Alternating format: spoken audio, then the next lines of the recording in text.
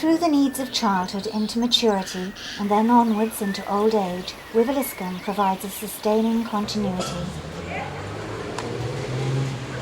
Adjectives and algebra, beer and bread, fabrics and threads, needles and nails, plaster and paint, and people.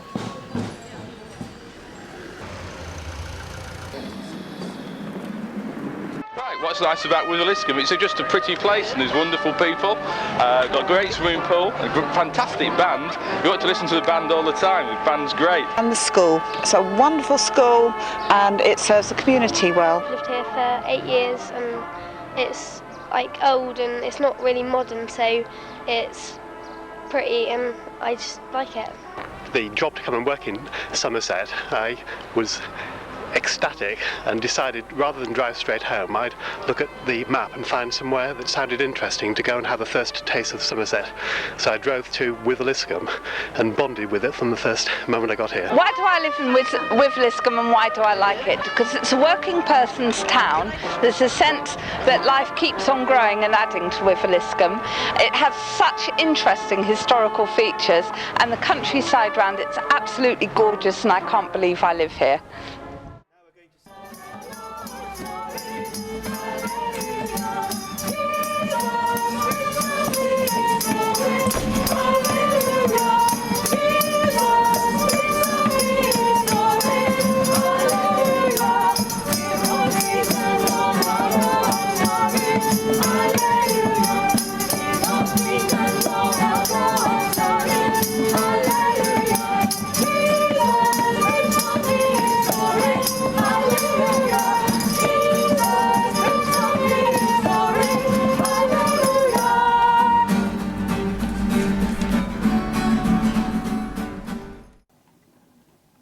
Mid-December, and Wiveliscombe slumbers in the early light of day, touched by the stillness of winter's wizard. A quiet world of muffling snow, desultory birds and skeletal trees. Deep into England's West Country, and built of local sandstone hewn from the Vale of Taunton Dean, Wiveliscombe, a place of history and legend, founded upon bishops, brewers and beasts, has been home to Somerset people for hundreds of years.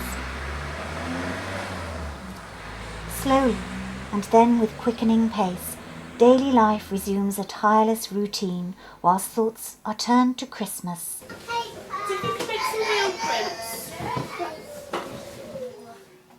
If the local Edwardian writer, the Reverend Frederick Hancock, is to be believed, people called the town Wiveliscombe, after Wiffler, a wealthy and influential Saxon. This is a peaceable place that over time has come to be known simply as Wilscombe or Wivey. Homes of brick, stone and slate intimate a place of community and self-reliance historically held together by faith and a trust in God.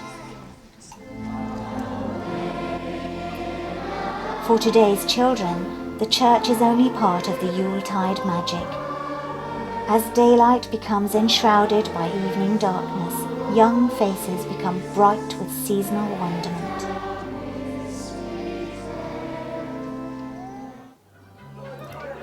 Those who've seen many Christmases release themselves from the stresses of the day as the music begins.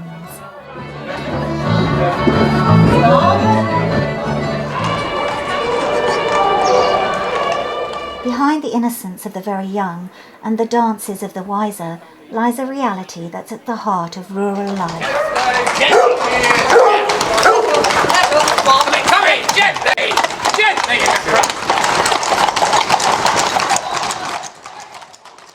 The face of ancient Somerset from a time when tribal people built their earthwork that's Castle Hill and founded their farms. Somerset County archaeologist Bob Croft voices his thoughts on early times. This area, once you get across the River Parrett, Bridgewater, Taunton, the Parretts, this side of the Parrett, west of the Parrett, you're really into a more ancient landscape. The settlement pattern's different and you know, you've got the more prehistoric elements really of the countryside which existed across here. The settlement pattern of villages, farms, that scattered pattern is still pretty evident, the pattern you see today. Joe Hawkins, a Wiveliscombe farm worker for many years and now in his 90s, remembers back to a day planting potatoes in 1946 that unearthed a Roman legacy of over 1,000 coins. Plough had gone into a big stone, and the point of the plough, they caught the stone and he lifted the plough right into the ground. The coins were buried up there in a pot, buried maybe, you know, a foot or two down. He literally lifted the plough out the ground, if you know what I mean. And the Lord built us this canister there with just these Roman coins in it. And, well, he caught them and he took them in the Taunton Museum, I think, now. The landscape has little changed since Joe Hawkins' discovery. As it was with the Saxons, so it is now.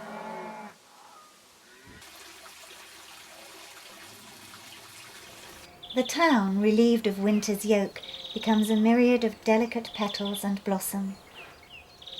But even in a place as pleasant as Wiveliscombe, people have met with change, anxiety and fear, and catastrophically for some, epidemic disaster.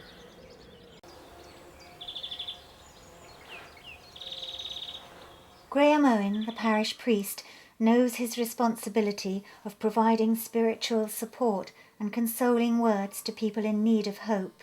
Of course, the farming community has been under enormous strain with the appearance of foot and mouth right here in the centre of Wiveliscombe, and the pain and bereavement of that continues long after the newspaper headlines have died down. The community life, you know, when there's a big event in the community, whether it's foot and mouth, whether it's the death of Diana, whatever it is, people look to the church for a centre, focus, to direct their thoughts, for a place to be, to look for the presence of God in what's going on. And yeah, it's a tremendous privilege just to be a part of that, really.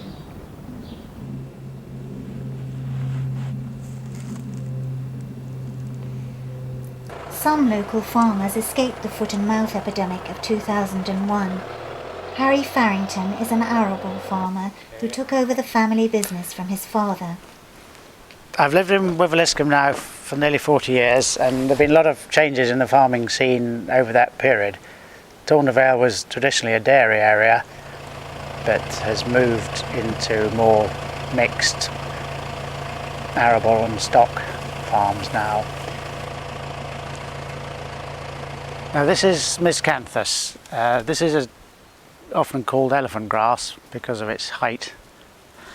This is a 2-year-old crop which was planted from rhizome, and it's a hardy tropical grass really, which is more used to tropical countries, but it does grow well in this moist southwestern area.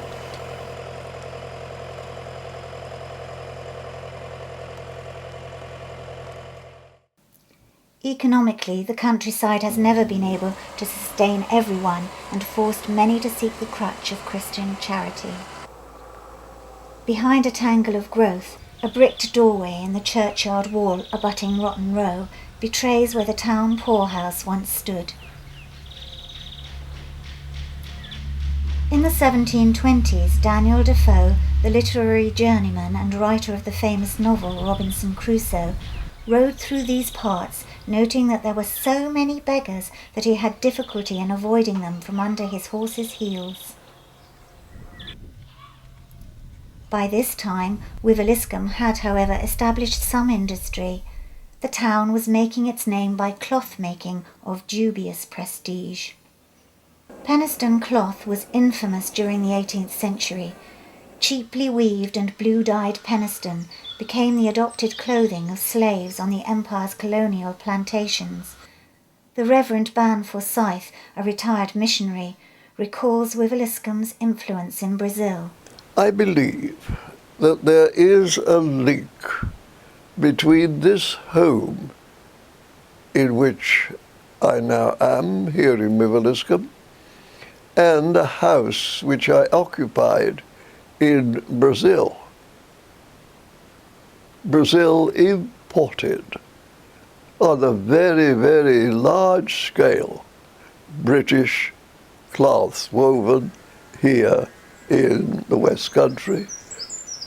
Surely, Wiveliscombe, Fox Brothers, Wiveliscombe, would export to Brazil this penny stone cloth. Like Ban Forsyth, many people choose to live in Wiveliscombe. Other people had to come to the town. The early morning rush is a reminder of the congestion when the main road from London to Barnstaple passed this narrow gap between the aptly named London House and the White Hart Hotel. Postman Richard Disney remembers how it used to be before the bypass. One of the most notorious pieces of Wiveliscombe is on the corner by Jones's Garage, which is still about as narrow now as it was in those days. If a coach was coming down from the Devon direction and it met a car and caravan on that corner, everything just stopped, and the Jones's mechanics used to have to come and unhook the caravan, push it into the car park, and then let the bus go through after reversing the car back off the road. The memory remains strong in the mind of town cobbler Jim Adams as he continues to work in semi-retirement from his home in Spring Gardens.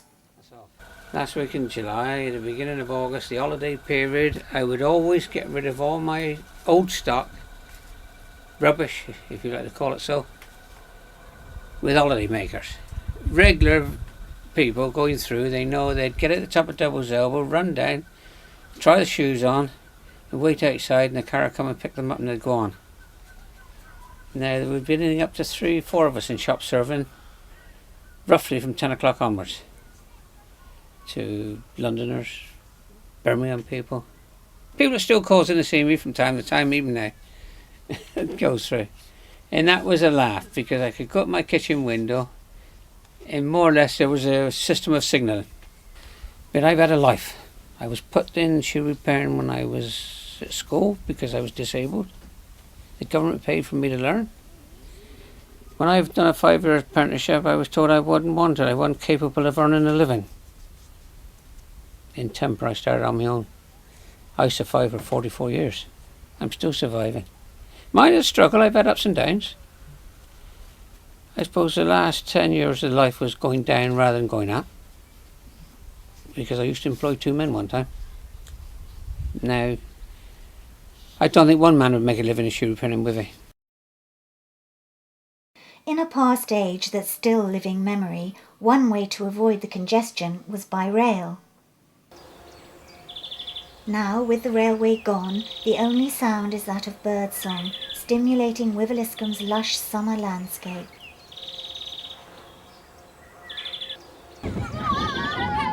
For Wiveliscombe's children, summer's a time of play and for the making of the happy memories of childhood. With the school fete, everyone gets the chance to let their hair down for the cause of money raising.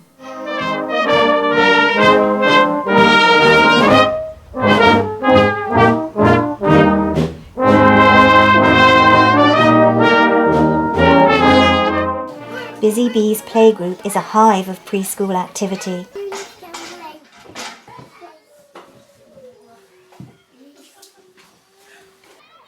The playground at the primary school resounds to the riotous screams and the boisterous shouts that's lunch break.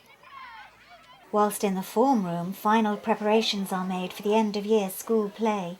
Accompanied by the piano, young voices make the school hall reverberate in song.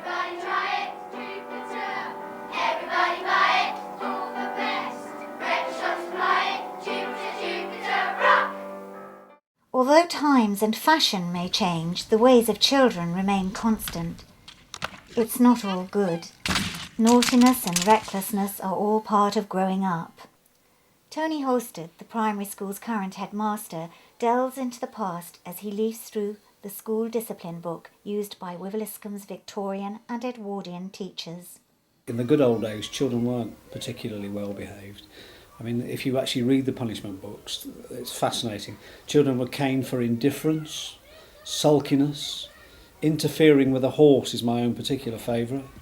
I mean, all these things that the children were actually caned for, they had between 6 and 1 strokes, I think. But nowadays, when children are badly behaved, of course, we talk to them very nicely and speak with parents and explain that this isn't acceptable, whereas in the olden days they were beaten senseless.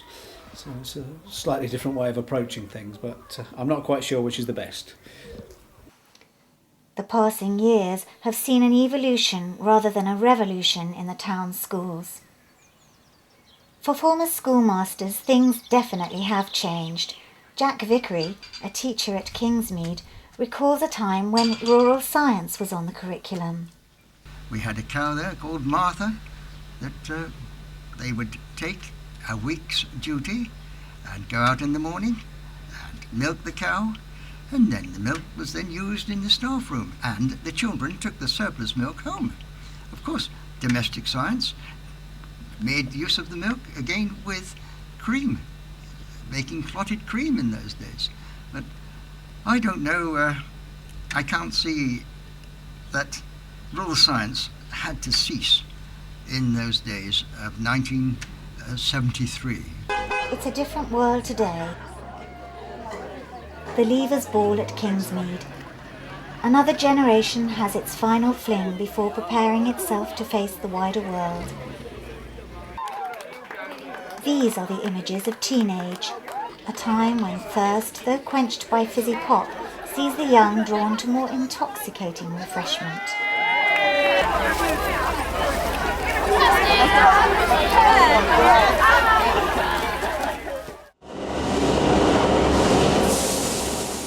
Brewing has in recent years replaced cloth in making the town's reputation. Today, Cotley Brewery enjoys modern purpose-built premises. Cotley's brewery is a stone's throw away from where the old Hancock's brewery had its site. Freddie Hancock was involved in the running of the old brewery. And I believe that Hancock's went into brewing when they financed some woman who had a pub in Wiveliscombe to build a brewery. And I think that she couldn't make it or something, and they foreclosed on her and had to take over the half-built brewery and finish it off. The early days, they certainly used to deliver by horse as far as Porlock back in the day, and they went as far as the top of Pittsford Hill with 3 horses, and the third horse, which was on in front, was unhooked and taken back to the brewery again, and that horse was known as a cock horse in those days. During the war, the brewery ran a pig club. I don't know, they were fed, I think people used to collect their own swill and feed that to the pigs. And that was run by one called Dick Newick, who was foreman of the cider factory. And incidentally, he was a great Freemason. And the pigs were killed in the car wash at the bottom of the cider factory. About 1913, Lloyd George brought in a budget which taxed beer very highly, and sales dwindled away. So they then built a cider factory, started making cider at the factory, at the brewery, the other side of the road. When the cider factory caught fire, it left an indelible memory on the minds of locals. QI understood. There are 2 firefighters not on drill tonight, but they should not respond. Lima 108, over.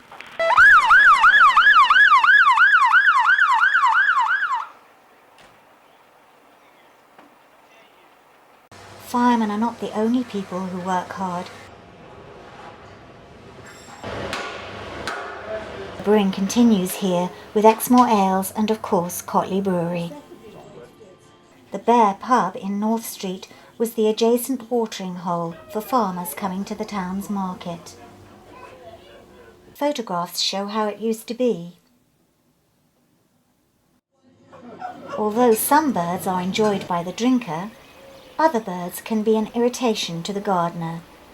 Methods of discouragement can be ingenious. Some birds, however, go too far, as Tony Holstead explains. Easter holidays, last day, phone call at home. Your boiler's not working, which sounded fair enough because that often happens. Jackdaws had moved into the chimneys. No problem, came to school, told the children they thought this was wonderful. I pointed out that we couldn't use the heating system. They were perfectly happy. They had a vote, said, OK, we'll leave the birds. Very laudable, very pleased with that, but unfortunately the weather changed. The following day it was freezing, we had no heating. Consequently I rushed out and bought 15 fan heaters, plugged them all in. The school warmed up, but unfortunately the lighting system gave out because we didn't have sufficient power. Following that, we then discovered that the jackdaws were in for 6 weeks. 2 days later, rats appeared on the scene, and just as we were sorting the rats out with the pest control officer, so squirrels were spotted moving out of the dining room roof, which was quite fun. It transpired that there were 8 squirrels in the dining room roof, and they'd obviously decided that this was the place to be, because word got out then that we had starlings in there as well. So in the space of 4 days we've gone from jackdaws, no heating, squirrels, rats and birds. So it was probably the most interesting week of my career. Birds are not the only things that fly in Wivey. However eccentric the village cat population may be that lives in and out of other people's homes, nothing compares to a feline ancestor now honoured as the motif of the Wiveliscombe messenger. Thomas Bessie, a winged cat, was roaming the town streets in the 1890s. He became nationally famous. Alison McKinley, owner of the Carousel Pig, has a prized photograph.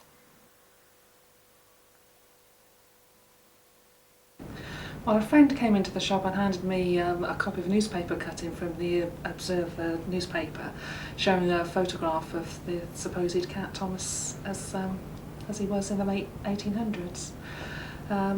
Quite a large cat, quite a large tabby, fluffy cat, which appeared to have wings protruding from his shoulder blades. It wasn't just cats that took to the air in Wiveliscombe. Dragons also flew. A wyvern, a winged dragon, was widely reported to have been seen as recently as the mid-19th century, flying over the newly rebuilt Church of St Andrews. Church warden Dixon Luxton is anecdotal of past services. Even in my lifetime, I can remember some very, very interesting things. For instance, I can remember a church warden, a very respected and revered church warden, who was never very happy to sit through sermons. And he would not infrequently, during the sermon, disappear to the north porch and sit out in the north porch, light his pipe and smoke, and he had to be fetched in when it was time for the hymn to come and collect the collection. For those people who proffer a belief in God, life's journey can end in the churchyard.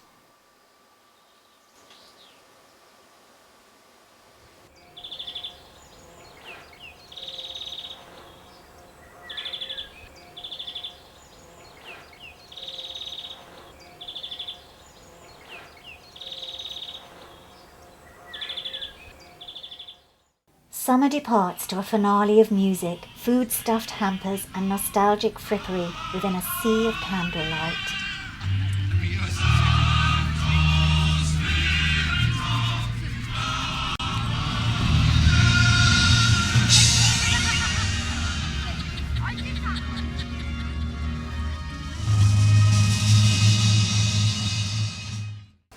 In the allotments, bonfire smoke drifts upwards in the twilight stillness of the foreshortening days.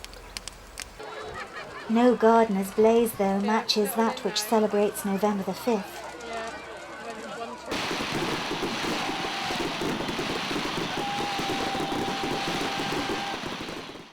In 1953, at the United Nations Organization in New York, and in answer to a question over the town's war bunker built on Oakhampton Manor, Britain's representative, Sir Gladwin Jebb, stated that he'd never heard of Wiveliscombe. A place where you can still buy pots of paint, pins, wooden puffins, pistols, paracetamols, pork chops and parsnips from independent shopkeepers within the distance of a few yards. The voices, some now of disembodied memory, evoke a rural evolution. They hint at something rare amidst a world of social change and the modernity of rampant technologies. The year has come full circle.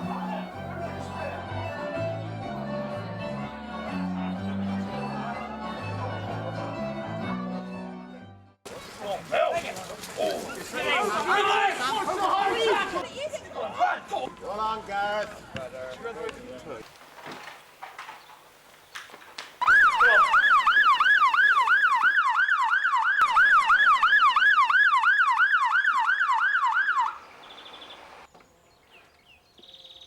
Wiveliscombe is a town with a rich heritage, and it remains a place of work, forever attracting newcomers and their families who seek a fulfilled quality of rural life, a quality that is Wivey.